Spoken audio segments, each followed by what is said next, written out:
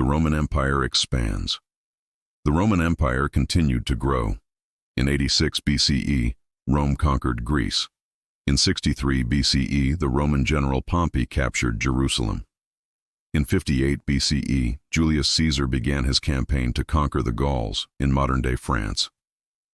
The Gallic tribes united under a leader named Vercingetorix, but Caesar defeated them at the Battle of Alesia in 52 BCE by surrounding their fortress and starving them into surrender. However, the Roman Senate grew fearful of Caesar's growing power and popularity. They ordered him to give up his army, but Caesar refused. He famously crossed the Rubicon River with his army, which was an act of treason, and started a civil war. He defeated his rival Pompey and returned to Rome as the new leader. The people made him dictator for life. Caesar made many reforms, built new roads and aqueducts, and created the Julian calendar, which our modern calendar is based on. But his rule was short. In 44 BCE, he was stabbed to death by a group of senators. Augustus and the birth of Jesus Caesar's death led to chaos. His adopted son Octavian aligned himself with Caesar's top general, Mark Antony. Together they defeated Caesar's assassins, but soon Octavian and Antony turned against each other. In 31 BCE, their forces fought in a naval battle, and Octavian won. Antony and his lover, Cleopatra, fled to Egypt and committed suicide. Octavian became the undisputed ruler of Rome. In 27 BCE, he was given the title Augustus and became the first Roman emperor. During Augustus's reign, a man who would change the world was born in the Roman-occupied city of Bethlehem, Jesus Christ. A Roman census required his parents, Mary and Joseph, to travel from Nazareth to Bethlehem, where Jesus was born in a stable. As Jesus grew up, stories about him spread. His followers, especially his disciples Matthew, Mark, Luke, and John, wrote down his life story in books called Gospels. This story of a child born in a stable would change the world forever. The spread and persecution of Christianity. Many people loved Jesus, but some Roman leaders saw him as a threat. The Roman official in Judea, Pontius Pilate, had Jesus executed on a cross. After Jesus was crucified, a new religion was born, Christianity.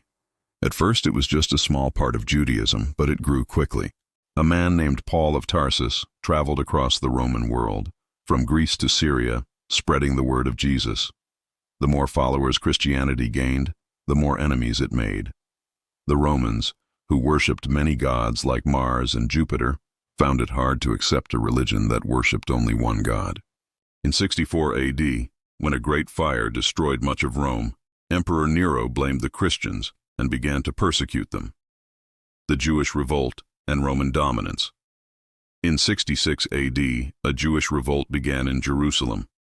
At first, they were successful, but the Roman Emperor Nero sent his general Vespasian to crush the rebellion. In 70 AD, Vespasian's forces surrounded Jerusalem, cutting off food and water.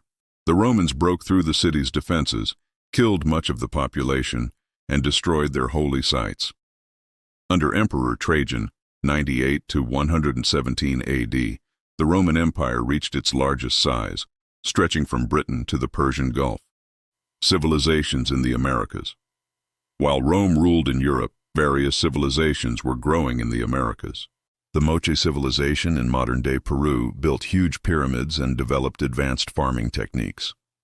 The Nazca civilization, a bit further south, is known for the mysterious Nazca lines, giant drawings of animals and shapes carved into the desert floor. Their purpose is still unknown. The Zapotec civilization established their capital city, Monte Alban, which was one of the first examples of city planning in the Americas, laid out in a grid pattern.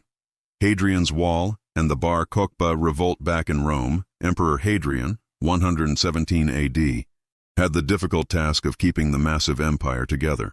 To control the rebellious people in Roman Britain, he ordered the construction of a massive wall, now known as Hadrian's Wall. However, things were not as peaceful in Judea.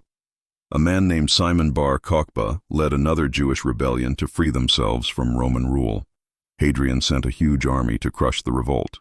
The Roman historian Cassius Dio wrote that 985 villages were destroyed, and nearly the whole of Judea was left desolate. Rome made it clear that it was not to be challenged.